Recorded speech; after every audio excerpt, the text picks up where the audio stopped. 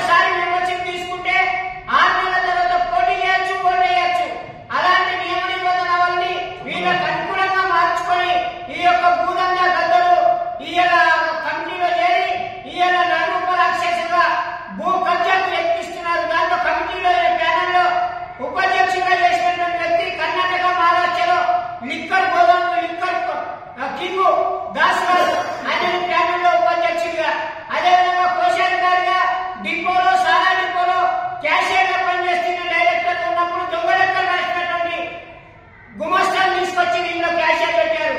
ఇది ఏమిటి అని మేము ప్రశ్నిస్తున్నాము. మీరు